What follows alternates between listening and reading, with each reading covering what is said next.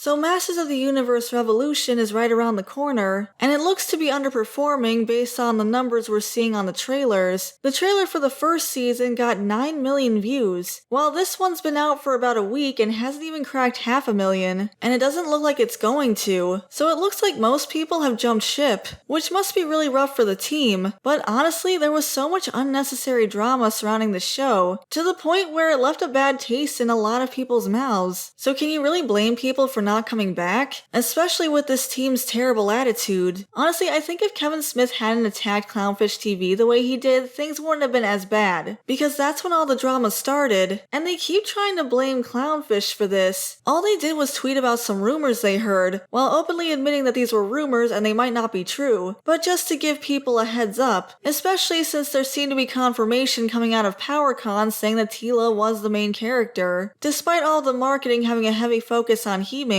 they even had He-Man cereal. Did anyone actually buy that? So it would be a pretty strange move to kill off He-Man right away and focus on Teela given all the promotional material, except that's exactly what they did. But by calling out Clownfish, all Smith really did was bring attention to the rumors, while also punching down and sending a bunch of angry fans after them, and they're still being harassed to this day. And then after the fact, when everyone was really mad about how things went down in the show itself, Smith said to grow the F up, and it was interesting finding out who the real fans were. That's just really unprofessional, but I guess it's nothing new for this team. This whole thing was so unnecessary. Why didn't they just give us the show they promised to begin with? Or just tell us they were going to kill off He-Man and focus on Teela? There's nothing actually wrong with that. That's basically the plot of the show, and they treat it like it was a spoiler. The backlash would not have been this drastic if they had just been honest up front, like they were at PowerCon, but instead they kept saying this was a continuation of the original 80s show, and then pulled the rug out from under us and claimed that it wasn't. Now it looks like they're trying to set the rug back up and getting us to stand on it again, with this new article from Games Radar. It's called Masters of the Universe Bosses Promise Lots of He-Man in Netflix's Revolution as they defend his absence in the last chapter. Well, of course they're going to defend his absence, they've been doing that the entire time. Interestingly enough, the article claims that they did adjust the script going forward to be more in line with what fans would want to see, which implies that the original script was more in line with what they had in mind. So it's kind of curious to think about what they might have changed. Maybe there was something to those rumors, but they changed it after all the drama happened. Now with this article, it seems they really want fans to know that He-Man is going to be a major part of the story, claiming that He-Man will be in 3.5 out of the 5 episodes of this season. Not sure why they don't just say 4 out of 5, but okay. The thing is, they said that He-Man was in all of the episodes originally too, which is technically true if you go based on semantics. He appeared in flashbacks, but then they would mostly make fun of him. The show is really more about deconstructing He-Man and examining his place in the story and Eternia. Smith says as much in the article where it states, "I thought it would be a cool aspect of storytelling to remove the center of our universe for a few episodes and then bring him back. That wasn't me going, let's break this franchise by any stretch of the imagination." Well, ultimately it comes down to the execution, so whether he meant to or not, he did end up breaking the franchise. They could have just said all this to begin with. People wouldn't have been as upset. Maybe disappointed, but not this upset. Earlier in the article, Biaselli also said, "This is a story that's going to explore what it means to be He-Man when a new responsibility falls on Adam." Again, deconstructing He-Man. In this case referring to them killing off King Randor, leaving Adam to choose between taking the throne or remaining the champion. Admittedly, I'm not a huge fan of deconstructions of superheroes. I think I'm just burned out by them. Everyone's always trying to be Watchmen. The deconstruction doesn't just stop with He-Man, but basically the lore in general. Even though Smith claims that everything they did in He-Man's absence was still tied to the lore, and that they respect it so much, it's clearly not true when you look at the actual season. Like when Teela is able to have the power of the sorceress but not be tethered to Castle Grayskull, the only sorceress to do so, and they don't even give a good reason why. She just can. Another major aspect was all the secrecy, which they go out of their way to say was wrong. It's pretty obvious they're not respecting the lore and are basically reinventing the franchise to fit their own views. But they're saying all this because they know that that's what the fans want. There's even a clip from Kevin Smith's podcast where he talks about when he was a kid, he wished the show could get violent, and that was something he set out to do in this show, again because that's what he would personally want to see, rather than thinking about what the show is on its own. So after school, I'd come home. He-Man and the Masters of the Universe were on.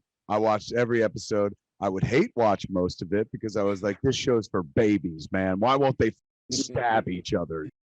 Every time I watch the show, I'd be like, he's so metal. This guy's a living skeleton and they won't stab each other. One day, someone should make them stab each other. And that's what we did with Revelation and shit. When Biaselli was talking about how a new responsibility falls on Adam, he also went on to say, I think it's really interesting to explore what it's like when, as an adult, you know what you want to do, and your parents also have expectations for you. How do you reconcile with that? It kind of seems like they're putting their own issues into the show. Like this is something they can specifically relate to, which wouldn't really be an issue if this was an original series, but it's not. It's based on an already existing IP, which despite what they're saying here, they did change quite a bit, and I wish they would be upfront about that. Another thing I wanted to talk about was this post I got tagged in on X, where someone asked Melindy Britt, the original voice of Adora from the 80s, if she would be interested in voicing a character on the Netflix show, since the chances of Adora appearing are not likely due to copyright. Melindy answered saying that she would, but it's not likely to happen, because a lot of voice work today is done by big-name celebrities, which tracks since we have people like Mark Hamill and Lena Headey, not to mention newcomers to the cast like William Shatner, but it would be cool if they could give Melindy something. They did have Alan Oppenheimer playing Mossman. Granted, he was involved in creating the show and wasn't just a voice actor, but still, it would be great to see something of Adora. There are comic books that are coming out in May, which are supposed to be a prequel, and they mentioned Despara, which was an alias of Adora when she was working in the Horde, in one of the past comic runs. It might be a way for them to get around the copyright issues, which would definitely be interesting, but again, those don't come out till May. I'm not even sure how relevant Revolution will be at that time, but right now the stats are not looking good. But that's my opinion. What do you guys think? I'd love to hear your thoughts, so let me know in the comments down below. Thanks for watching, everyone. I really appreciate it. Before I go, I want to give a shout out to the members: Tyrant Carnivore, Shiny Orc Boy, General Bolivar, Depth Charge Media, Samru163, Gabby Hime, Verdant Range, JVR, Nixel, Phil C, Taylor Ramirez, Caleb Nelson, Dakari the Professor, Equestron, Norman Sweetcream, Way Beyond Coincidence, Hunter Rose, 80s Nostalgia Guy, Felix Spam, Soundboy00, Lucas Geist, J Draws, Blue Spirit, Bandito Bane, Meowsers, Sky, JinKZ, Philip, Stutania, Isaac Martinez, Garcia XV Legend, Data Dine Executive, Owen Wildish, Kitsune Fiora, and Tobias Weller. Thank you all so much for supporting the channel. If you want to become a member, you can hit the join button next to the subscribe button. We also have Buy Me Coffee if you want to support the channel that way. And if you enjoyed this content, I'd appreciate it if you left a like on the video and subscribe to the channel, and that part's free. Thanks again everyone, and I'll see you in the next video. Bye for now.